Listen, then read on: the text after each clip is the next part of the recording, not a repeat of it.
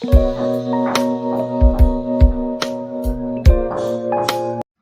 দেখতে পাচ্ছ আমার খাওয়া হয়ে গেছে, প্রায় কমপ্লিট।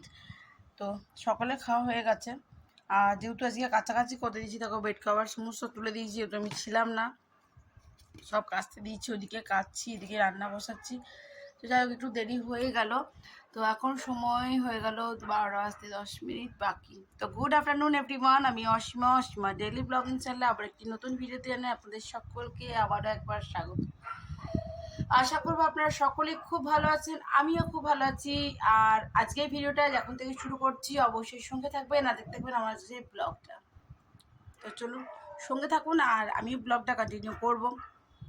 আজকে কাজ অনেক দিক থেকেই করতে হচ্ছে। এই যে গুছাগুছি করবো, ওই দিকগুলো করেছে মিঠি, আর আমি এগুলো সমস্ত কাস্তে টাস্তে দিয়ে দিয়েছি। তো কালকে এসেছি, তোমাদেরকে বললাম ব্লগে, আর কালকের ব্লগটা আর কি আমি এখন পোস্ট করে দিয়েছি। এখন পর্যন্ত চলছে, যেহেতু একটু নেটের প্রবলেম চলছে বলে। তো যাই হোক, ব্লগটা আমি এখন থেকে শুরু করলাম, তোমরা অবশ্যই সঙ্গে থেকো। আর দেখতেই পাচ্ছ আমি এতক্ষণে খেলাম আমার টিফিন খাওয়া হয়ে গেছে, ওদের সবার খাওয়া হয়ে গেছে। আমি এখন ভাতটা বসিয়ে দিয়েছি, এবার করবো আমি দুপুরের লাঞ্চ। তো চলো দেখি দুপুরের লাঞ্চ আজকে কি করি। এদিকে অনেক কাচাকুচি কাচতে দিয়েছি আমি। আমি না থাকলে না কেমন যেন মনে হয়, আমি বেড কভার বেডশিট সব এসে তুলে দিই, ফের নতুন করে পাতি দিয়ে আমি শুই। তো আমি সমস্ত তুলে ফেলে দিয়েছি, ডাস্টিং মাস্টিং করলাম, তাই আজকে একটু দেরি হয়ে গেল। আর ব্লগটা শুরু করতে তো অবশ্যই সঙ্গে থাকো, আর ব্লগটা আমি কন্টিনিউ করব, ঠিক আছে? তো চলো, সকাল থেকে করছি।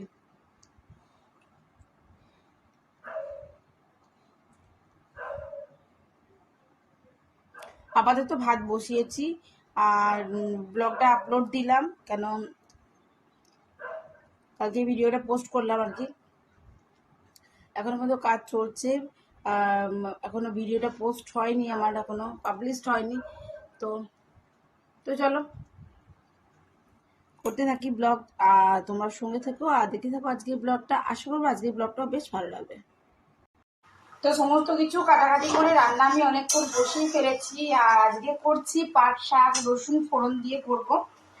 তো আমার পাট শাকটা হয়ে গেছে কমপ্লিট।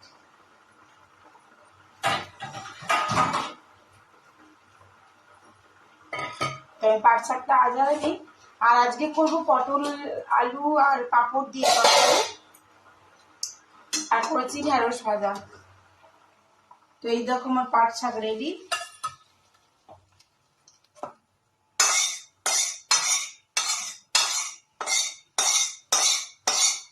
শাকটা বাঁচতে টাচতে একটু সময় লেগে গেল।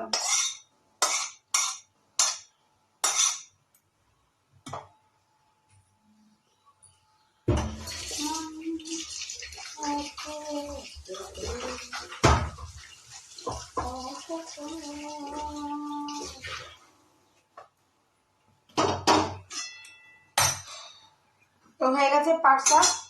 এবার আমি যেটা করবো, এই যে দেখো পটল কেটে ধুয়ে জল ঝরিয়ে রেখে দিয়েছি। এবার আমি পটলগুলোকে ভালো করে ভেজে তরকারি করবো। তো আগে পাঁপড়টা ভেজে নিই। পাট শাক রেডি। আর পটলের তরকারি আজকে একটু পেঁয়াজ রসুন দিয়েই করবো।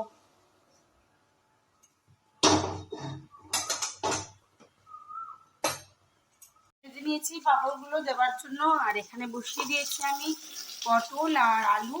আলুটা সেদ্ধ করা, আর পটলটা ভাজতে দিয়ে দিয়েছি। এখন আপাতত ভাজা হবে, তারপরে ঝোল করব। তো আমি এখানে পাঁপড়গুলো ভেজে নিয়েছি। আর এখানে আমার পাট শাকটা ভাজা হয়ে গেছে, আর ঢেঁড়স ভাজাটা তো ভাজা হয়েই গেছে। তো অবশ্যই সঙ্গে দেবো, আর ব্লগটা কন্টিনিউ করবো সেটা। পটলটাকে ভালো করে ভেজে নিয়েছি। এবার আমি দিয়ে দেবো এর মধ্যে একে একে মশলাগুলো। আমার লাগবে 1 চামচ।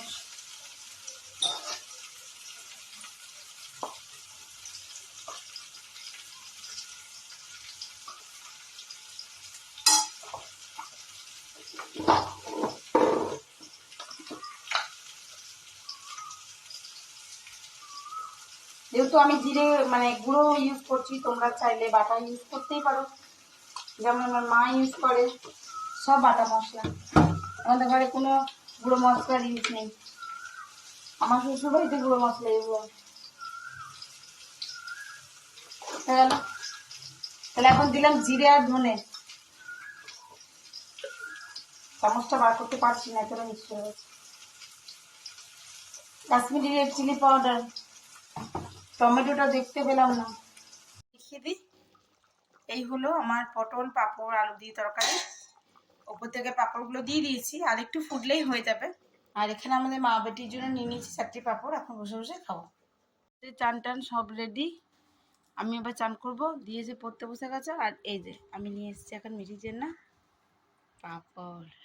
আমার রান্না কমপ্লিট, তো চলুন আপনাদেরকেও দেখিয়ে দিই কেমন লাগছে বলবেন। আপনাদের খেতে মন গেলে বলবেন, রেসিপিটা শেয়ার করবো একদিন। আমার পাঁপড় আলু পটল দিয়ে তরকারি রেডি।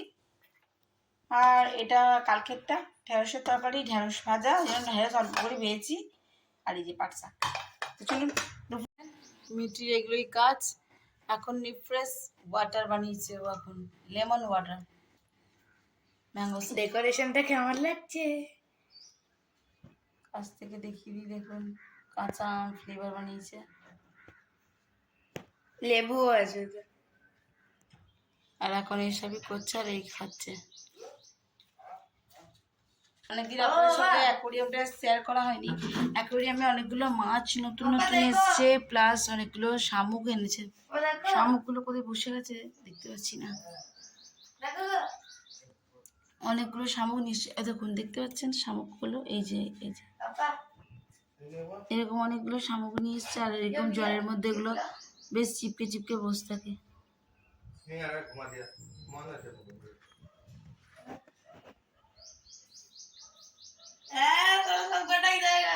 তো আজকের মতন আমার ব্লগটা আমি এখানেই শেষ করছি। আমি চেষ্টা করব আজকের ব্লগটা আজকেই পোস্ট করার।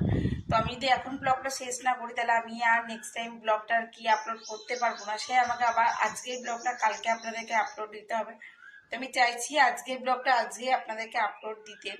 তো যাই হোক, আজকের মতন ব্লগটা এখানেই শেষ করছি। যদি আমার ব্লগে কিছু ভালো লাগে তো অবশ্যই একটি লাইক কমেন্ট শেয়ার করে দেবেন। যদি আমার চ্যানেলে নতুন বন্ধু হয়ে থাকেন, সো প্লিজ আমার চ্যানেলটি সাবস্ক্রাইব করা বিশেষভাবে অনুরোধ রইল। সকলে খুব ভালো থাকুন, সুস্থ থাকুন। আবার একটি নতুন ভিডিওতে আপনাদের সঙ্গে দেখা হবে। ততক্ষণের জন্য বিদায়, টাটা, গুড আফটারনুন।